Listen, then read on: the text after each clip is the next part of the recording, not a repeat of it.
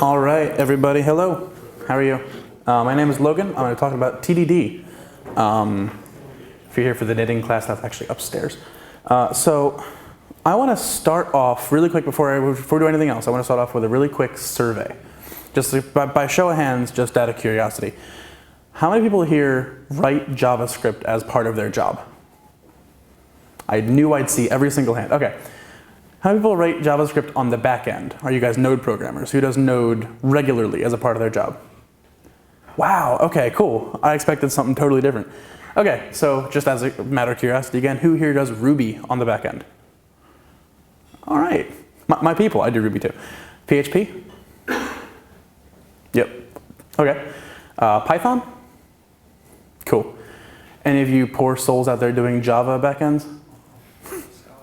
Scala, okay, yeah. Anything on the JVM. Okay, cool. That's awesome. That's a lot. That's really cool insight. In that case, I expect that some of the TDD speak won't totally sail over everybody's head, because I figure Rubyists are, Rubyists are gonna be like, all right, shut up, move on. We know. So we'll see what happens. I did a survey just to Twitter, the Twitterverse. I did a survey. This is the prelude surveys here. So I took just a little, SurveyMonkey survey, put all the results into here, and I got some actually somewhat surprising, but kind of not surprising results, unfortunately. So I had 4 questions on the survey. What backend language do you use?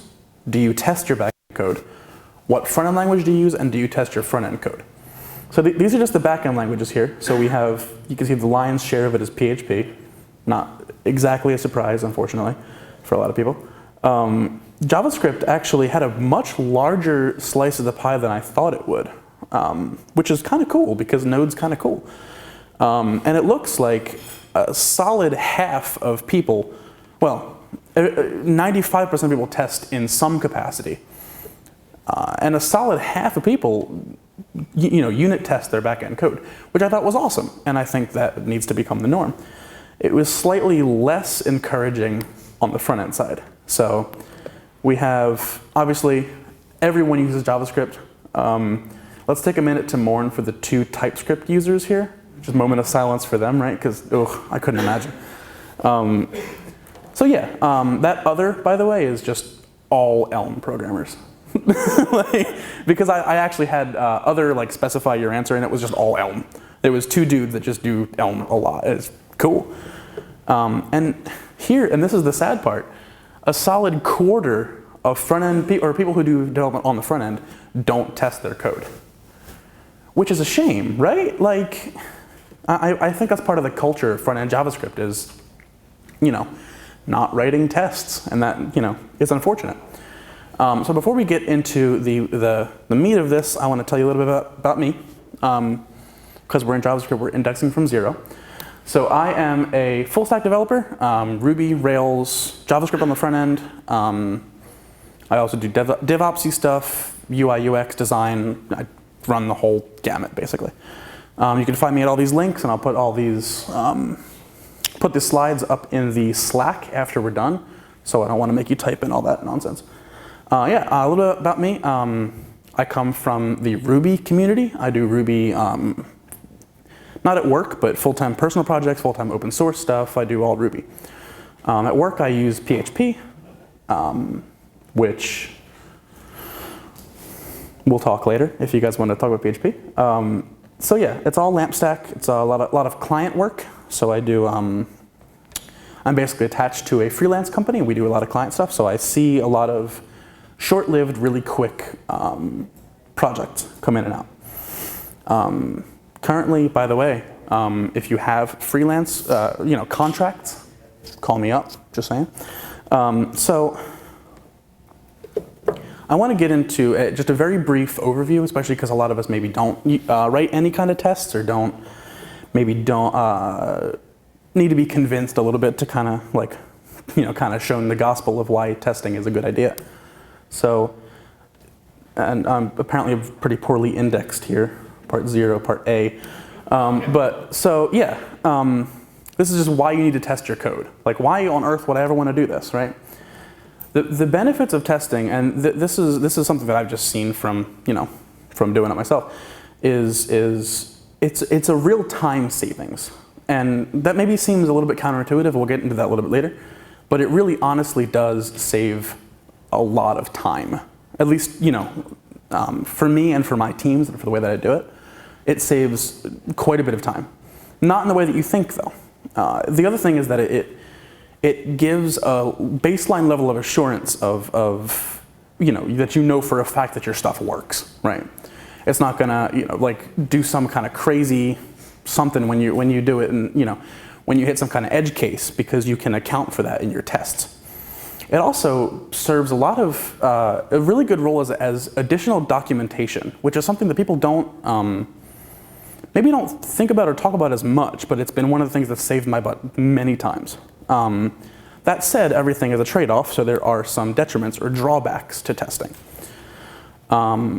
Basically, the chief one is slower development, and that may seem weird because I just said it's a time savings, right? It's slower, so it's when you test drive your code, or when you test your code, would you test first, right? It takes longer to get from I'm starting this project to this project is shippable. That takes longer. It does save you time in the long run. We'll get there in a minute. So it also means you have more decisions to make, chiefly in terms of what testing framework do I use? Do I use Mocha or Jasmine, Chai, whatever. It also, unfortunately, means that you have a build step to run your tests to basically perform the chief function of testing, right? Which is to make sure your code works. And Poch and I were talking about this earlier. Build steps are the devil, right? And also code reviews become a bigger pain in the ass. Because not only do you have to then review the code that someone is submitting, you also have to review the tests, make sure the tests are sane and reasonable. And, it adds an extra step, basically. So, all that being said, I still think testing is a great idea. I still test on personal stuff, on work stuff, and it's cool. And the reason that I test is because for me, and for most people, the value outweighs the cost. By which I mean the total, and this is mostly an opportunity cost thing too. So as a spoiler for later, when you test your code, when you start with test first, when you do all your tests at the beginning and then make your code conform to those tests, it takes longer to get from 0 to a shippable product, but it means that after you have that product, you have to debug it less. And that's the really big savings. That's the really big value to me. It's because I don't like, debugging something that I wrote 6 months ago. Nobody does, right? It's like a totally different person wrote it. The other thing is the documentation. The value that creates for juniors and for even just experienced developers that are new to the code base, the value that generates is enormous. And we'll get into that in a little while too. The other thing is regressions. And I don't mean just like regression testing, because that's a different kind of testing. I typically ship with a whole ton of unit tests, right? I don't necessarily worry a whole lot about integration tests. Most of the time I do occasionally. And basically I unit test the crap out of my code. I break it up into little tiny pieces and test them to within an inch of their life. And then I can ship it, and that's fine. And the regression aspect of that is not regression testing. It's when I go to refactor to add a feature, did I break stuff? Something that I knew experimentally was, worked properly before. Now I went in and changed it, and did I break it? Did I, did I generate some kind of weird bug, whatever, in some edge case or something? You can tell, like you just run your test suite and then right? So there's two kind of main, don't mind all this code, we'll get into it in a minute. There's two kind of main schools of thought that I can tell on testing as a design discipline, right? And they're TDD and BDD, which are difficult to say, especially when you're kind of talking on a mic like this. But so TDD is test-driven development. BDD is behavior-driven development, and they're very slightly different. So both of these test suites will test a function to find the square root of a number, which is about as non-contrived as an example that I could find that would have fit on the slides. So on the left we have TDD, and we have, you can see that it kind of reads like code, right? You're testing your base case, and then you get a function, assert dot equal 2 comma square root 4. That reads fine to developers, right? Like that makes perfect sense. It reads in kind of the same way that like when you are reading out code to a coworker or to somebody else that knows what you're talking about, that reads fine. On the right we have BDD, an example of BDD, and these are actually in I think these are Mocha is what I settled on. Yes. Okay. Yeah. Mocha tests.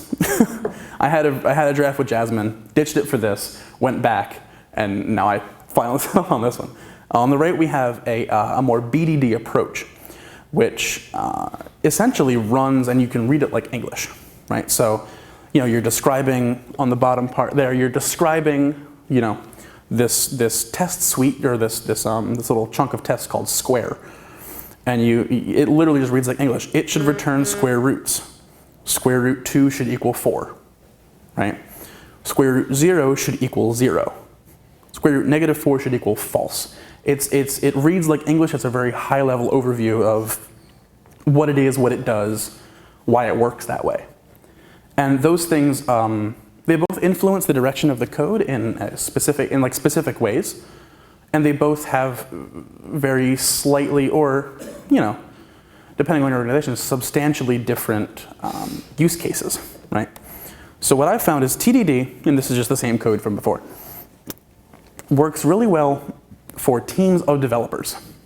If you have 3 developers on a project, and really good software engineers, and they know what they're doing, TDD often is invaluable because TDD gets into the internals or the implementation.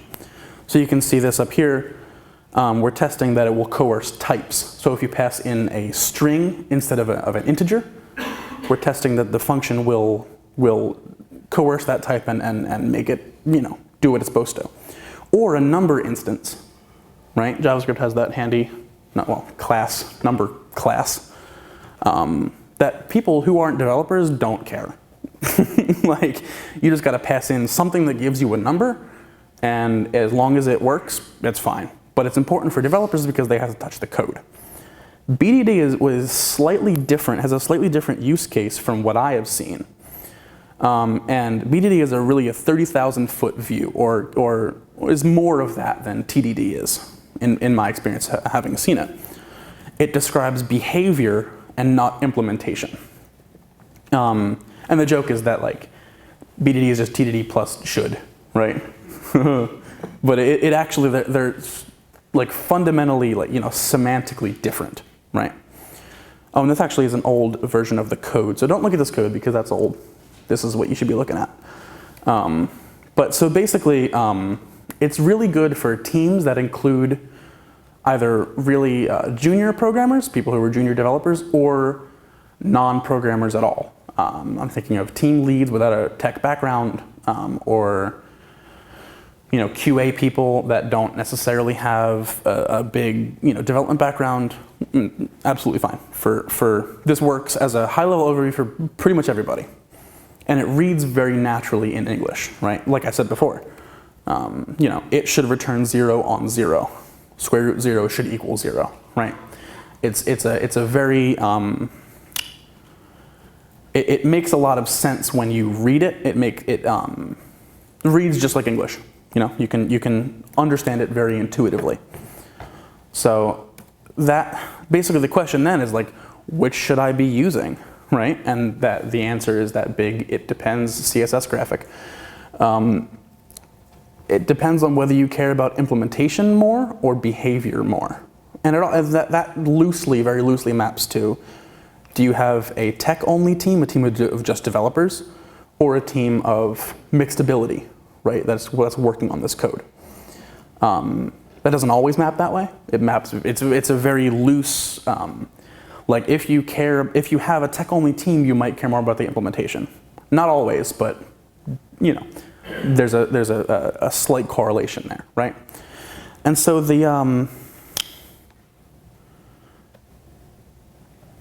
I guess the biggest determining characteristic is, what does your team care about? Do you care about the behavior of it, or the nitty-gritty, granular implementation, right? The other thing that I hear a lot about TDD, about testing in general, right, is, but doesn't that slow me down, right? That's gonna decrease the productivity of the dev team. That's gonna make us go move slower because we got to write the tests and everything. And it really honestly doesn't. And we'll get into that in a minute here. This is how not to make future you want to hurt present you, because I've done that in the past. Who here has looked at code as recently as 6 months ago and gone, what the hell was that person doing? And then you look at the commit history and it was you? Yeah? That's been me too, I get that. And this is how not to make future you want to go back in time and smack present you across the head. So a common criticism of this is you have to write twice the code, right? You're writing all the code that makes the app work and then all the code that makes the tests work. And that's just not, it's not a fair comparison. It's a fair comparison within that little short period of time between when you start and when you ship for the first time. That's, in that area, that's definitely true. That said, by not testing, you're not saving time. You're offloading that work to future you. The work of debugging when your stuff breaks, basically. When you don't have a contract of what goes where, what inputs to give what certain layers, what inputs, what outputs you expect. When something breaks, you're just offloading that to future you. And that comes down really to the value of rapid development versus having to deal with bug fixes. You can get version 1 out the door probably a substantial bit quicker if you don't test. But that means that you're going to be spending half of your time, in getting version 2 ready, fixing all the crap you broke in version 1. And that's just like, that's difficult, right? And the important thing is, don't be a dick to future you, right? Remember, like future you, at least in my, like I tend to treat future me like he's psychotic and knows where I live, because of course he is psychotic and he does know where I live. And honestly, like, I have better things to do than clean up my old crap spaghetti code, right? I got more important problems to solve. I don't want to be dealing with this, And every single time I look back at stuff that I started, 6 months ago, a year ago, I think, what the hell was I thinking? And I don't ever want to do that anymore. I want to make sure it works then, and then not have to deal with it now. So, even apart from that, right? The value to junior programmers, so people that aren't you. Future you aside, people that aren't you, right? We had a couple great talks about junior programmers. We had one earlier about entering the JavaScript community, which I thought was awesome. It was a really great talk, and it really made me think of unit testing, right? Because it's of such an immense value to new developers, and I mean that in terms of developers who are new to the industry, and also developers who are new to your particular code base. It's an immense value. It's ridiculous how difficult it is, right? So I got started with one of my first projects that I ever did as a developer was migrating a e-commerce site through PayPal from IIS over to LampStack. So it was all like, .NET, stuff that I had no idea what the hell this was. So migrating all that stuff over to PHP, and then we actually used Angular on the front end. And that was one of the first things that I ever did. And the developer who built the .NET platform didn't exactly leave a good trail behind him. It was kind of terrible. And that's what I always think about. When I start a new project, or when I keep maintaining a project, what if me a year ago, or somebody with a similar skill set to me a year ago or 2 years ago comes into this code? They're going to be totally lost, right? Unless they have some sort of structure, some sort of way to say, what the hell does all this code do, right? We have these functions. I don't know when they're getting called. I don't know how they're getting called, what inputs they're given, what outputs they're expected to give. What does this even do, basically? And that was my problem in the migration to LampStack, was I got to basically rebuild this whole business logic from the ground up, because I don't know what any of this stuff did. And even back then, even if I knew, .NET, even if I had been in that ecosystem, I would have had I would have had to actually read the code and this whole big, several thousand long, lines of .NET to try to figure out what the hell the thing did. And that was the big thing. And that leads us into then the value of documentation. And this is why technical writing isn't enough. So who does technical writing? I'm thinking in terms of you go to jQuery.com and look at their docs, right? And they have the whatever function they have, how you use it, what inputs it expects. Who writes that kind of stuff for their projects if you're using your libraries or something similar? I figured that was going to be the answer. And then as a subset of those people, who writes long-form narrative documentation? By that I mean tutorials and stuff like that. Yeah, so we have a couple people, one of whom is a developer advocate. And that's the thing. Nobody writes documentation. Everybody has this innate hatred, and I do the same thing, of documentation. I've been trying to get better on that, and I'm not perfect, but I've been trying to get better with that. Everybody has this just innate, deep-seated fear of writing docs, and that's not only unfriendly to new developers or people who are new to your team. At this point, I would think straight up hostile to those people, because you have this big just mess of code and you have no idea how to use it, right? Forget you saw that. Let's scale that down. Who writes comments in their code? Who does the whole literate programming thing, right? Tell me what you did in your code. Okay, so we have some people, and frankly, that's part of the problem. I'll say that. Code comments are awesome. I don't think code comments are the problem. Just code comments are the problem. When you only comment your code, that's a big issue. And the reason is because comments, if they're not dead, they should be. I'm thinking of, who does Java? Everybody have ever done Java at school or anything? You guys are probably familiar with JavaDoc, right? Which is this tool that basically goes and parses a whole bunch of comments, and you leave little keywords like @param, @return, @c, a whole bunch of other stuff. And it goes and parses through your comments and generates a big HTML document that says basically, this is how this class works. And JavaDoc is awesome. I'm not dissing JavaDoc because it's really great. But the problem is that those comments, the comments that JavaDoc is listening for and looking to parse and pull into HTML, aren't tied to the code in any really meaningful way, right? So, say I have this function, returns a user object, and it's called getUser.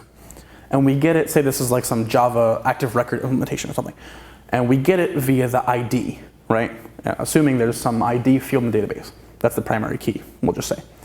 Well, later, we want to change that primary key to be the person's username, right? Not some big long ID string, but their actual username. So I go in and I change it, public user get user string username, right? And then I go and I change, make sure the code gets it from username. But I don't change that comment. If somebody just looks at the JavaDoc they're going to call that wrong. They're going to call that with some kind of crazy value that I didn't expect, right?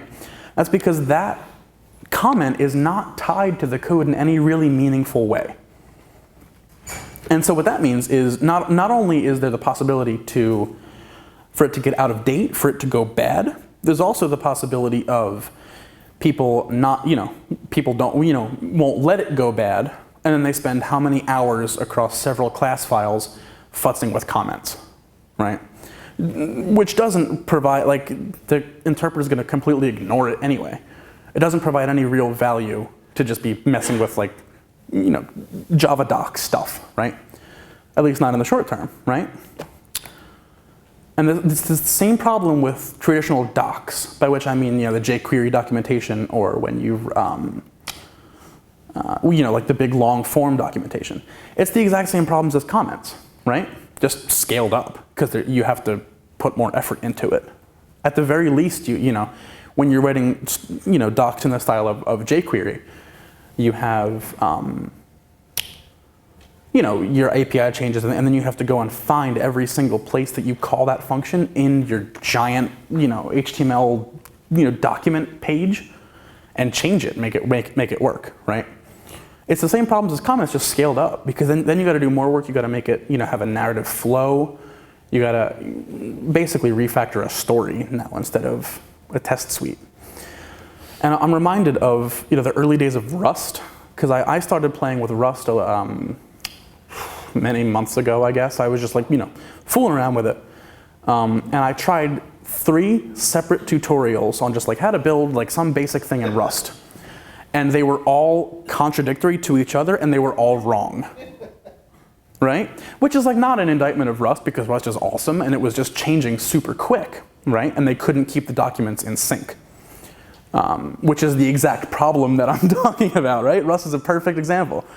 Your code changes quick, and then you can't react to it with your docs in time, and especially if you have community-driven docs, because that takes even longer. If you got somebody on staff writing your stuff, you can maybe be a little bit more agile with it. But if your docs are all open source, I don't think Rust was like that. But if your docs are all open source, you got to wait for people to use it, find what broke, and then fix it in the docs, right? And which slows you down even more. And the other question then is, if you have somebody on staff writing docs, how many hours are they spending doing that they could be spending on the project, right? You have this very highly qualified software developer who's basically writing copy to put it up on the website so people know how to use your stuff. And it's the same problem as comments. And this is actually a really funny story. So do you guys know David Brady? He's a Rubyist, pretty high profile Rubyist. And he has this story, I heard it on a podcast, and I actually tweeted him and asked him to tell it, so I'm gonna tell it secondhand. And I think it's so funny. This is assembly code. Anybody ever touch assembly? You poor souls. Okay. So this is assembly code, and the top line 1, is the beginning of the story. He had come into this code base, and he saw this top line. Anybody familiar with assembly will know that comment is wrong. Because when you, EAX is a register in memory. So when you XOR something with itself, you get 0. That's the point of XOR. But the comment says put 1 in that register. And so you're like, well, how did that work, right? And it's actually a pretty, I'm going to try to shorten it from the way he told it, which is line 3, he went back to the commit history and found this out. Line 3 is what it started, right? So the backstory is they had some kind of config, right? And they had something operating off a Boolean flag, right? So some setting would be selected and they wanted to select it by default. So they would initialize it with a 1 in that register. So somebody came in and said, okay, we're going to move a 1 into this EAX register. And then somebody else came along and put the comment there, I guess to clarify something that makes perfect sense anyway. Later, they wanted to initialize that value to false by default, right? So they changed it to a 0, but left the comment. So the comment at that point was just flagrantly, obviously wrong. But nobody changed it. Later, somebody came along, and this is line 8, which is the same as line 1, came back and optimized that. On this particular system, it wasn't an optimization anyway. There's a long, assembly stuff. But optimized that code and thereby obscured that code. So anybody not familiar with x86 assembly would see that line, go, what the hell does that do? And look at the comment and say, oh, that puts 1 in EAX, which is completely the opposite of what it does. Comments lie, sort of by default, right? Comments are lies waiting to happen. And that is so such a ridiculous problem to have at this point, because we spend all of our time writing really high quality software, and then people go to use it and it's terrible. Like we can't, nobody knows how to do it basically. The difference then is when you write tests, they're living documentation. They're documentation that is semantically and irrevocably tied to the code that exists in that file. So the common Ruby thing is constants aren't and variables don't, right? And the other thing is comments lie, which is what we just talked about. So in a language like JavaScript or Ruby or Python or PHP or et cetera, you don't have type annotations, which is one of the reasons I like those languages. But what that means is that you have no contract, right? You have no way to look at some function definition and say, I know what this expects, and I know what to give it, and I know what it will give back to me, right? So on the left, we have a little bit of Java code, which is about as much Java as I could bear to write, which is a get date function. Basically, just wraps the date constructor with a long integer. So basically, you pass get date some big long integer, and it will return a date object at that point in time, right? And we know that we're going to get back a date object from that big yellow date in the function declaration, and we know that we got to pass it a long integer from it's in the parameter, right? We look at that method and we know exactly what's going on. Contrast that to Python. We have, say this is something for a calendar application, right? And we have this big class, this big object that holds a calendar or represents a calendar. We have this function called getEventDate, which takes self, which whatever, and an event ID. And it will return, imagine it's some big array up at the top, it will return that event. Who here knows what you gotta pass that? Do you gotta pass it a number? Do you gotta pass it a big 60-something character long string? Do you gotta pass it something else? What the hell do you gotta pass into that function to make it work? And what are you getting out of it? You're getting out some custom event object? Are you getting out some like CSV serialized string because you're a crazy person and thought that was a good idea?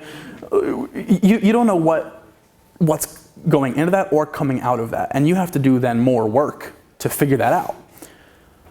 That said, if that bit of Python code had a test suite that passed in, for the event ID, passed in an integer and bottomed out, okay, we don't pass an integer.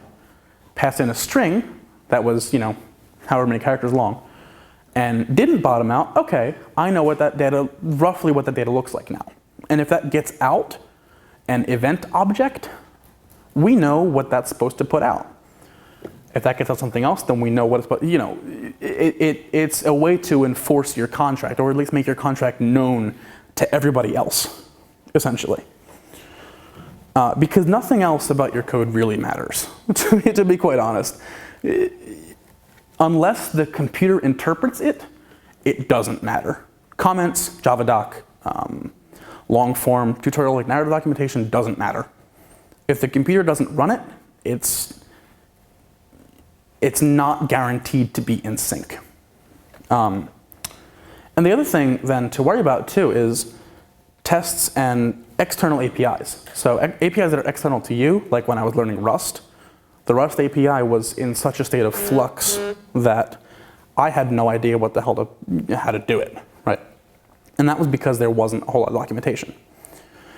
I know I've written code with little documentation, or that documentation is probably out of date by now, and no test suite, and I pity the developer that wants to use that code.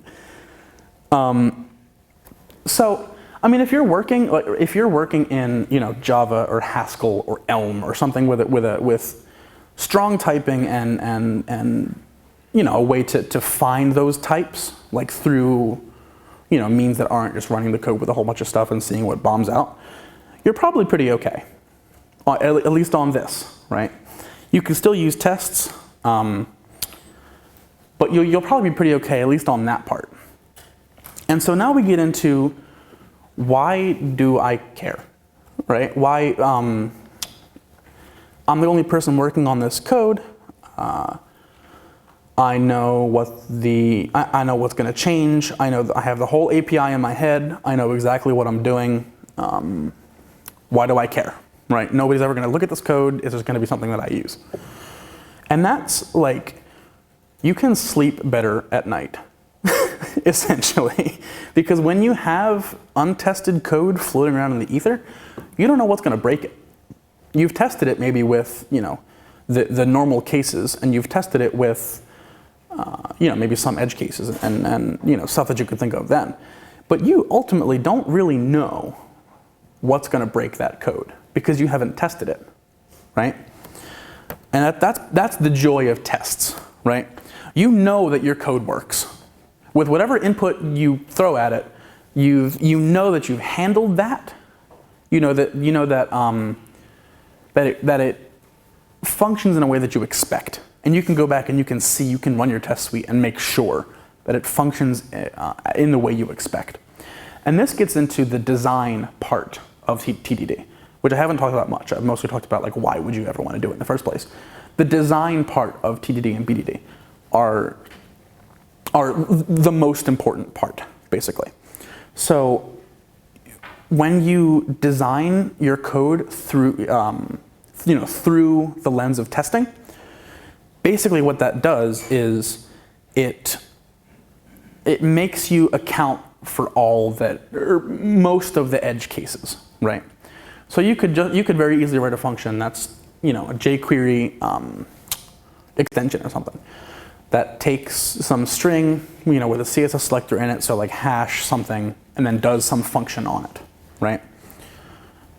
And if you don't test that, you only know what happens when you pass it in a string with the CSS selector in it. If you do test it, you know, and you're thinking about what happens when that bottoms out when somebody passes it an integer, or when somebody passes it some like completely like like some kind of crazy data that you have no idea how this could have ever gotten passed in, right? You know exactly what happens when you do those things, and you're thinking about it as you're writing your code. So you code, hopefully not more defensively, but you code with that in mind. You handle the edge cases explicitly in your code, and you don't just kind of hope that everything works out, right? And the other thing is that debugging becomes much, like ludicrously much easier. And which is the same thing that we were saying before, right? So it maybe lengthens the time to ship, but after you've shipped, you can almost forget about that code unless you got to go back and change it, because you know that it works. And if something doesn't work, like if you have two chunks of code that you've tested just, you know, to a ridiculous level, and you've tested like their integration, right? You can basically forget about those two chunks of code together and the way they talk to each other, because you know that they work. So if you have some problem with user sign-in, for example, and you've tested your backend code, right, to where you know if it gets a user and a password, and if they're both valid, then it will sign in, and you have that and you know that. That removes that whole side of the problem, right? So you know, I don't know where this is breaking, but I know it's got to be on the client side, or on the relay from the client side to the server side, because the server side works always given what it needs to be given, right? And that makes debugging much easier. And it, again, makes future you not want to come and smack you in the head. That's like my guiding light is don't be an asshole to future me.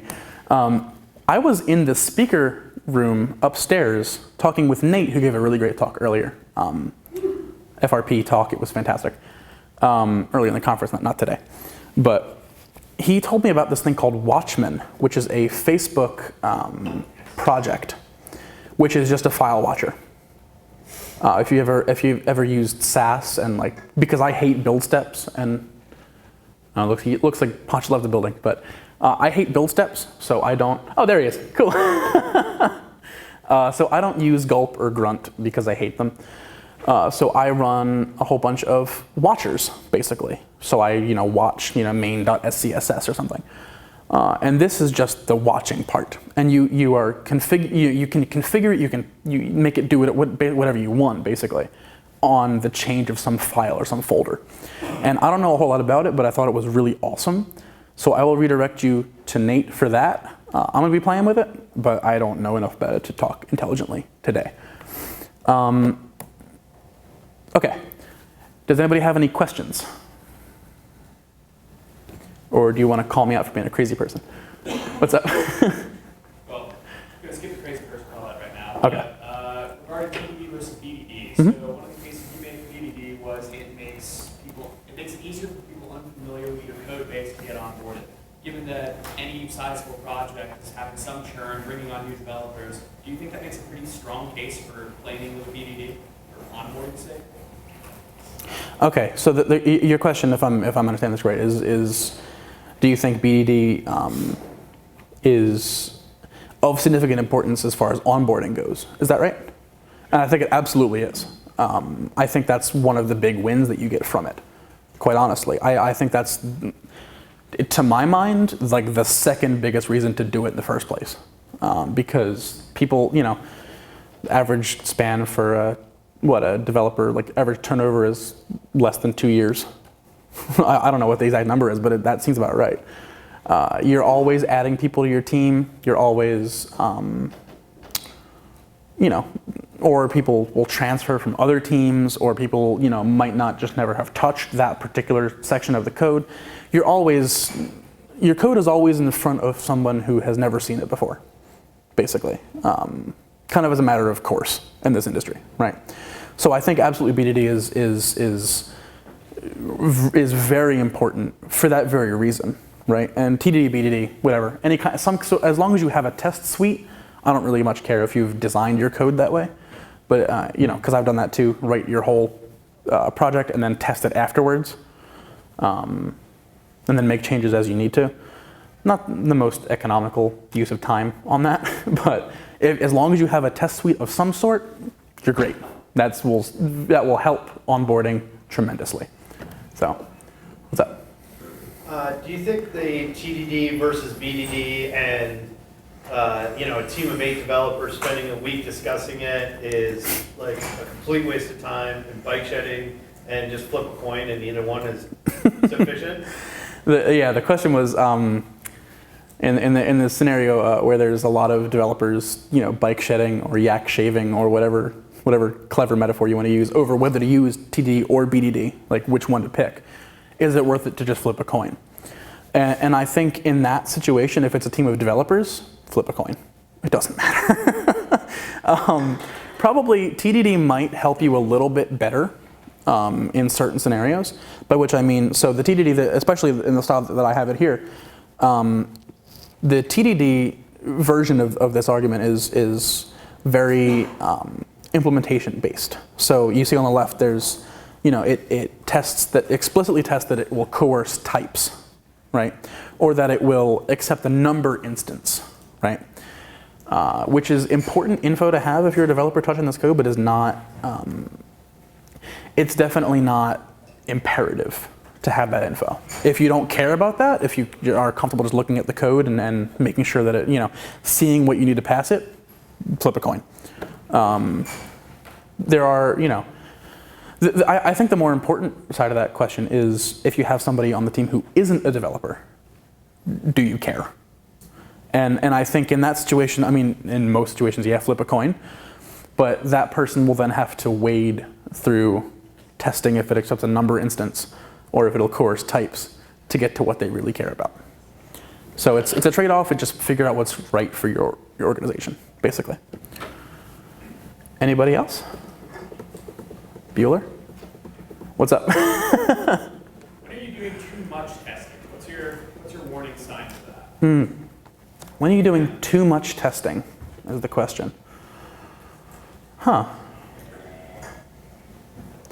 I don't know that there's I don't know that there's a specific answer for that. Like one that will work across all cases. Generally, I find that when I care more about the test suite passing than about the code working, that's when I stop. Because I'm not going to say that hasn't happened, because it's totally happened. That's generally my plumb line, is when I start stressing about that one red light on my screen, but the code works in every other way that I can conceive it, then I don't care. I just delete that test. How do you do a code rot similar to the comment rot, right? Like you have tests that become deprecated over time. Right. How do you, unless somebody takes over new code, and there's 10,000 tests out there for the whole thing, they don't necessarily know what they don't know about it. Sure. Okay.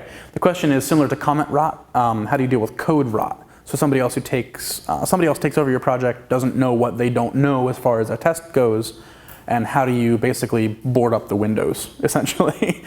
That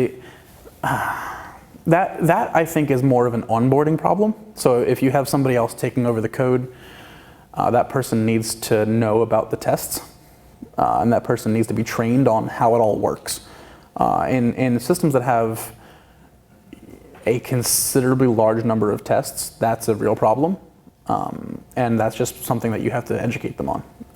It's not style guidelines across your organization for the testing practice to say, this is the kind of stuff we want to focus on testing, these are higher level things. How about from a standards point of view, is there a thought on that?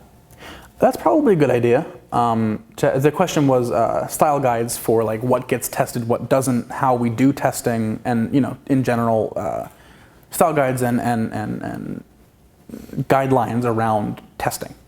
That's probably a really good idea, and that will actually probably really help the code rot, which is what you were saying.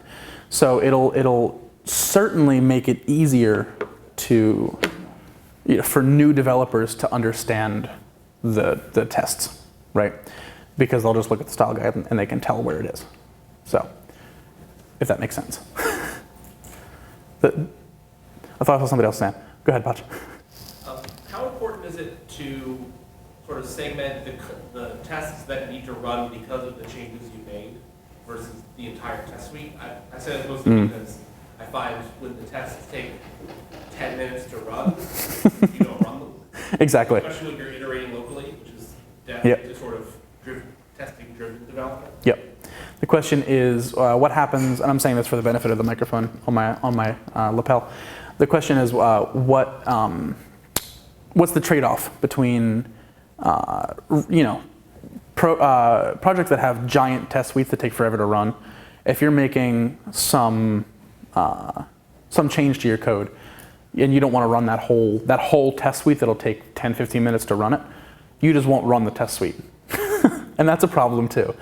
I think at that point, if you're at that scale, it's probably not a bad idea to break out different, my first thought was to break out your test suites by feature.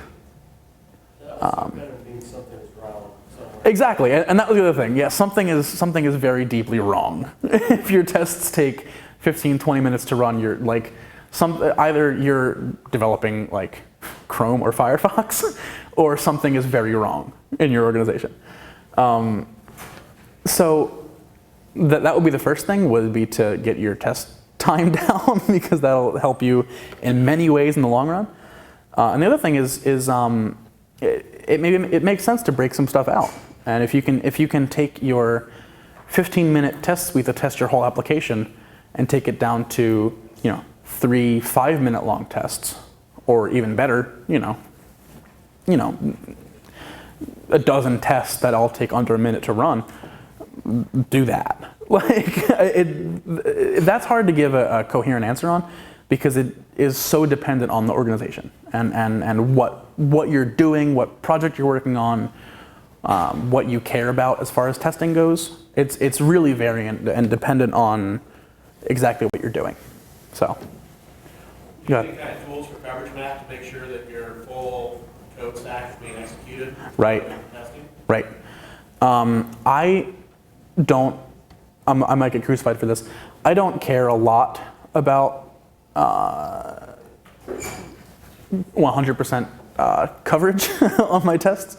So I tend not to use any code coverage tools. There are very valid reasons to use them. I just don't. And so I don't have a lot of experience with them, and I couldn't speak intelligently about them. And that's just like the way that I tend to do it, because I tend to just, and it's different for different people's styles of testing and philosophies on testing. So basically the way that I do it is I break everything out into little, because I do Ruby, right, mostly. So which has a really good separation in classes, right? You test one class to death, and you just test the crap out of this code and make sure everything, just throw whatever you can at it, and just unit test everything. You do that across your whole application, and it's not 100% code coverage, and it's not. Maybe it's a little bit more risky than if somebody had done 100% coverage with integrations and regressions and a whole bunch of really really difficult testing stuff that's kind of out of my league. It's a little bit less maybe robust than doing it that way, but I feel like it's a good trade-off for me personally. And that's the problem with all this, is that it's so variant dependent on what exactly you're doing. So. Have you ever heard of the testing pyramid? I haven't heard of the testing pyramid, but I'm sure once you say it, I'll be like, oh, that's what that thing is. Okay. The pyramid kind of touches on the concept of the difference between unit tests and BDD tests, and also touches on code coverage, right? It's the idea that at the very bottom level, we should have a lot of really fast unit tests to exercise, like you were saying with your Ruby classes. Right. Exercise the specific functionality of a small component or a small class or a small file or whatever. And then the next level is going to be your integration test to make sure everything is wired together properly. Just to make sure the wire between this component and this component Right. are plugged in and that they're communicating properly. Since JavaScript's a dynamic language, right? You got to make sure that you're getting back the type that you expect, or that it has the method that you expect, or Right. however you're piecing the pieces together. Mhm. And then at the very top level would be like your BDD, and that would cover the basically the journey test, things that make you money. So that's going to be like the user experience. It's going to be more exercising the entire tech stack in one go. And the idea of the pyramid is that at the bottom you're going to have a lot of unit tests because those are fast. They're not going to slow down your test suite. As you go up to the integration tests, you're going to have fewer because you're just testing the happy path and making sure everything's plugged Sure. together. At the very top, those are super slow. So you're just going to have a few of those. Right. That's a way to mitigate redundant coverage. Mhm. And it's a way to speed up your test suite. That's really good. I'm going to repeat that for the sake of the recording, because that was really great. The idea of the test pyramid is it's a 3-tier pyramid. The bottom one being unit tests, middle being regressions, and top being BDD kind of full like journey tests, right? So the idea of it is that, and stop me if I'm misunderstanding this. So the idea is the bottom is the widest of the pyramid, right? So you have the most granular unit tests. You have a ton of those. They're really quick, and you can just run them whenever. The next step up, you have integration tests, which is just like you said, testing the happy path, right? Testing like when everything works, is my stuff plugged in? Basically, can I communicate from this module to that module? And then on the top of the pyramid is the kind of BDD or journey style tests. So testing like end to end, right? So from mocking out a browser, even like with Phantom.js or something similar, mocking a browser and testing like a user's experience through it, making sure it like changes they make up at the top proliferate all the way down to the bottom of your stack. Is that a fair summary? Okay, so That's really good. I hadn't heard of that idea quite that way, but I really like it. That's really good. So there's also the concept of the ice cream cone, where you invert the pyramid. Mhm. That happens a lot if you focus more on BDD testing, and that leads to a really slow test suite. Right. And that happens if you're exercising everything at the very top level, exercising the entire stack with every single one of your tests. I see. So And that's not split out, right? Yeah. The ice cream stuff is just, the ice cream cone style of testing. And I know I'm getting up on my time. Sorry. Yeah, so the idea of like ice cream cone style testing, where it's just a lot of it's BDD, a lot of it's journey testing or happy path testing just go through. That takes much longer to run, and you can't split it out, right? The benefits of the pyramid is that like if you changed a some class method in some object somewhere, you can test just the unit tests, and they're all really quick, and you can just run those, and then you don't got to wait around 20 minutes for your stuff to finish testing. So that's really good. But I did cut you off. I'm sorry. Do you have anything else? that's it. Okay, cool. Did I see anybody else's hands? I know we're getting up on time, so I want to. Cool. Thank you so much. It's been a great time. Great job. Thank you.